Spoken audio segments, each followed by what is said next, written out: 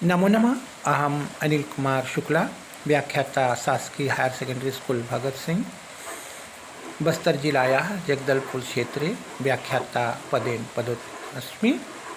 अद्य दिवसः छत्तीसगढ़ शासन सुरभि कक्षा सप्तम संस्कृत कक्षायाः सप्तम पाठः गीता अमृतम श्लोकवाचनं करिष्यामः। पश्चातं श्लोकस्य अर्थः ग्रहण करिष्यामः।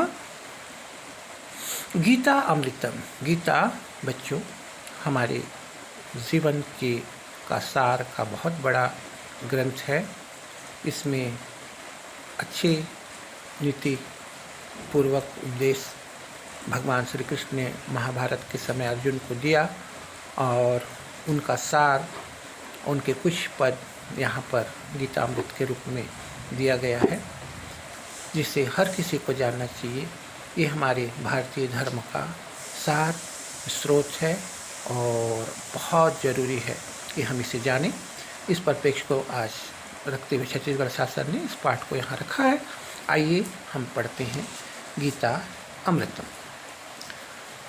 वासांसि जीर्णानि यथा विहाय नवानि गृह्णाति नरोपराणि तथा शरीराणि विहाय जीर्णान्यानि संयाति नवानि देहि जीर्णान्यानि नया संयाति नवानि देहि। वासांसि जीर्णानि, जैसे मनुष्य पुराने वस्त्रों को त्याग कर दूसरे नए वस्त्रों को ग्रहण करता है, तथा शरीर विहाय जीर्णानि संयाति नवानि देहि, वैसे ही जीवात्मा पुराने शरीरों को त्याग कर दूसरे नए शरीर को प्राप्त करता है। अर्थात जो हमारा आत्मा है वह जब निकलता है तो पुराने शरीर को त्याग देता है और पुनः जन्म लेता है, दूसरे शरीर में जाके जन्म लेता है। वो किस योनि में लेता है? 84 लाख योनि है, लेकिन वो जन्म लेता है अपने कर्मों के अनुसार। उसी प्रकार आत्मा भी वस्त्र के समान पुराने वस्त्र को छोड़कर नए वस्त्र को धारण कर लेता है। अर्थात आत्मा मरता नहीं, शरीर मरता है, आत्मा अजर और अमर है। दूसरा श्लोक। नैनं छिद्रन्ति शास्त्राणि नैनं दहति पावकः न चैनं क्लेदयन्त्यापो न शोष्यति मारुतः। इस आत्मा को शस्त्र नहीं काट सकते। नैनं छिद्रन्ति शस्त्राणि, इस आत्मा को शस्त्र नहीं काट सकते। इसको आग नहीं जला सकती, इसको आग नहीं जला सकती, इसको जल नहीं गला सकता, वायु नहीं सुखा सकती। आत्मा अजर और अमर है। शस्त्र काट नहीं सकता, आग जला नहीं सकती, जल गला नहीं सकता, वायु सुखा नहीं सकती। ये किसी भी हाल में अजर और अमर है। इसे किसी प्रकार की भौतिक, दैहिक, तापिक चीज़ों का फर्क नहीं पड़ता। ये त्वंतोगत्वा शरीर से निकलकर फिर नए रूप और नए कलेवर को धारण करती है। तीसरा श्लोक।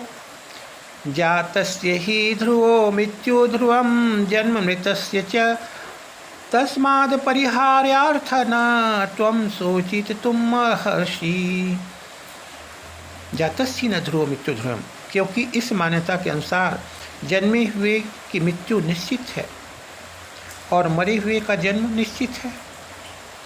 इससे ही इस बिना उपाय वाले विषयों में तू शोक करने के योग्य नहीं है। जो जन्मा है वो मरेगा, जो मरा है वो जन्मेगा। और हम अपने जीवन को बहुत ज़्यादा प्यार करते हैं, मरने से डरते हैं और जीने की कामना करते हैं, लेकिन एक न एक दिन तो सभी को मरना है। ये शाश्वत नियम है। इसलिए हम मरनों से डरने को छोड़ दें और ज़िंदगी को सत्कार्य में करते हुए समाज देश के प्रति संभाव सौहार्दपूर्वक करते हुए निरंतर कार्य को आनंदपूर्वक करें। एक दिन तो मरना ही है, ये सोचकर हम मृत्यु से न डरें। यही इस श्लोक का संदेश है। चौथा श्लोक, कर्मण्येवाधिकारस्ते मा फलेषु कदाचन मा कर्मफल हेतुर्भूर्मो ते संगसत्व कर्मणि। तेरा कर्म करने में ही अधिकार है, उसके फलों में कभी कमी नहीं। कर्म करना है, कर्म किए जा, फल की इच्छा ना कर रहे इंसान, जैसा कर्म करेगा वैसा फल देगा भगवान। इसका अर्थ का यही श्लोक का ही अर्थ है कि हमको कर्म करते रहना चाहिए और फल देने वाला तो वो ऊपर का ईश्वर है। हम अच्छा कर्म करेंगे, अच्छे फल की प्राप्ति होगी। हम दान करें, विद्या दान करें, सत्य बोलें, मद्यपान न करें, विवेकपूर्वक रहें, बड़ों का आदर करें, यही हमारे अच्छे कर्म हैं। इसलिए तू कर्मों के फल का हेतु मत हो, तेरा कर्म न करने से ही आसक्ति न हो। इसलिए तू सिर्फ कर्म फल के लिए मत कर, कर्म कर। अगर कर्म अच्छा है तो फल होगा, और कर्म को देख देख कर करेगा कि मुझे अच्छा फल मिले, मैं आज इस सत्य बोलूँगा, आज मैं इसको दान दूंगा तो कल मुझे दान मिलेगा, ऐसा दिखावा ना करके तो कर्म से दान देते जा, मन से दान देते जा, जरूर ईश्वर तुझे इसका फल देगा। अर्थात कर्म किए जा, फल की इच्छा मत कर, फल भगवान ही देगा। कर्म पर आसक्ति न रख। आगे का श्लोक,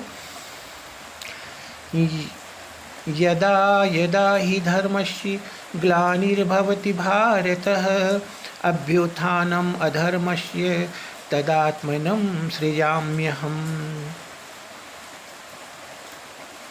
हे भारत, जब जब धर्म की हानि और अधर्मों की वृद्धि होती है तब तब ही मैं अपने रूप को रचता हूँ, अर्थात साकार रूप से लोगों के सम्मुख प्रकट होता।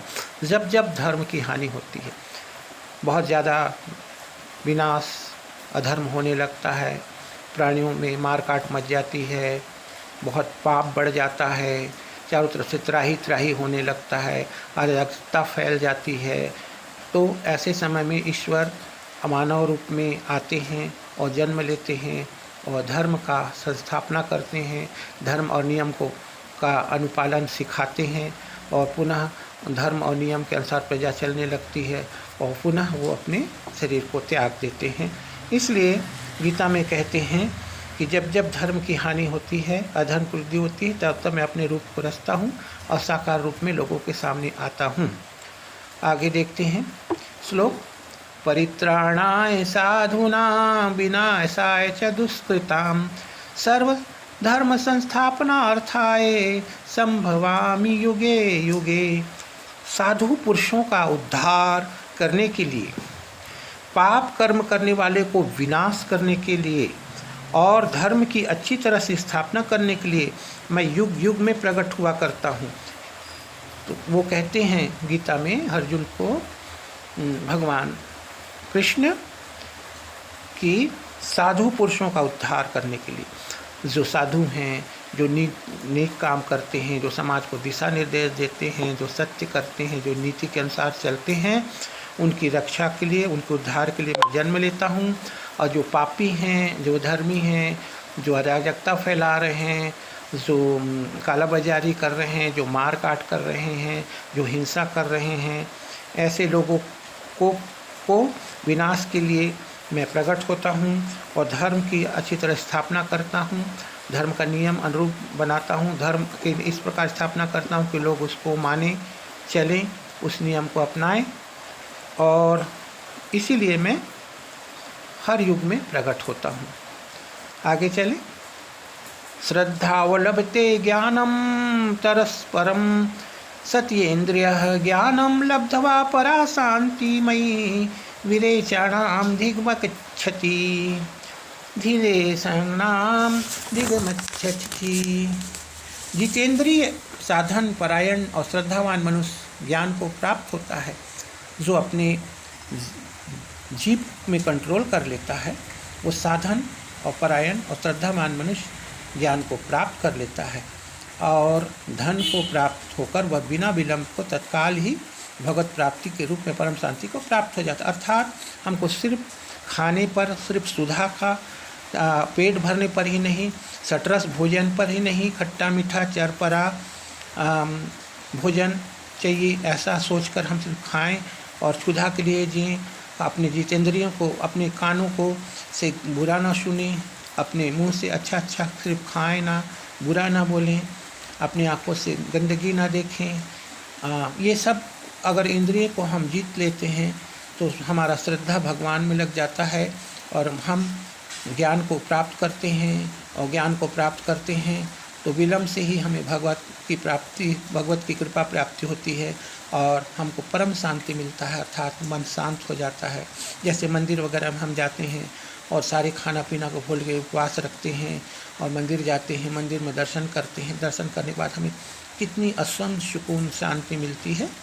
तो बच्चों, इस प्रकार से हमको अपनी जितेंद्रिय को जीतना होगा, अपने नाक, कान, आँख, नाक को जीतना होगा। उसके बाद अगला श्लोक है, यो मा पश्यति सर्वत्र सर्वच मयि पश्यति तस्यां न प्रणश्यामि स च मे न प्रणश्यति। यो मा पश्यति अर्थात जो पुरुष संपूर्ण भूतों में सबके आत्मरूप मुझ वासुदेव को ही व्यापक देखता है, मैं संपूर्ण भूतों को मुझ वासुदेव के अंतर्गत देखता है, उसके लिए मैं आदर्श नहीं होता और मेरे लिए आदर्श नहीं होता। जो पुरुष संपूर्ण भूतों में सबके आत्मरूप, जो पुरुष सारे मानव के शरीर में मेरे को ही देखता है, उसके आत्मा में भगवान कृष्ण बैठे हैं। जैसे हम नमस्ते बोलते हैं तो नमः अस्ति उस व्यक्ति को नहीं, उस व्यक्ति के बैठे हुए आत्मा जो भगवान है उसको नमस्कार करते हैं। और उसको जब हम नमस्कार करते हैं तो भगवान देखते हैं कि ये मुझे नमस्कार कर रहा है, अर्थात मैं तो इसके मन में बैठा हूँ और मैं इसलिए अदृश्य नहीं हूँ, मैं आप सबके आत्मा में विराजमान हूँ और आपके आत्मा में विराजमान हूँ, अदृश्य नहीं हूँ, इसलिए सदैव आपके साथ हूँ। तो इसलिए मुझे आत्म रूप में देखें और मेरा अनुभव करें। अगला श्लोक है, यत्र योगेश्वरः कृष्णो यत्र पार्थो धनुर्धरः तत्र श्रीविजयो भूति श्रुवा नीति मर्ति मर्म। इसका अर्थ है, हे राजन, जहाँ योगेश्वर भगवान श्री कृष्ण हैं वहाँ गांडीव धनुर्धारी अर्जुन हैं, वहीं पर श्री विजय, विभूति और अचल नीति हैं, ऐसा मेरा मत है। भगवान श्री कृष्ण कहते हैं कि जहाँ मैं हूँ, जहाँ देवता है वहाँ ही भक्त है, अर्थात जहाँ श्री कृष्ण है वहाँ अर्जुन है, अर्थात जहाँ देवता है वहाँ भक्त है और वहीं पर विजय होगा और वहीं पर श्री होगा, वहीं पर विभूति होगा। श्री मतलब धन धान की प्राप्ति होगी, भगवान के पास भगवान का भजन करेंगे भक्त तो भगवान के आशीर्वाद होगा, तो विजय श्री भी प्राप्त होगा, धन भी प्राप्त होगा, विजय भी प्राप्त होगा, कीर्ति भी बढ़ेगी और अचल संपत्ति भी प्राप्त होगी। ऐसा मेरा मत है, ऐसा श्री कृष्ण अर्जुन को कहते हैं। इस प्रकार हम पाठ गीतामृतम के सारे पाठ के श्लोकों का वाचन और श्लोक का पठन पाठन किया। बच्चों, कैसा लगा आप ज़रूर सूचित करिएगा, आपको ज़रूर अच्छा लगा होगा। जय हिंद, जय भारत, जय छत्तीसगढ़।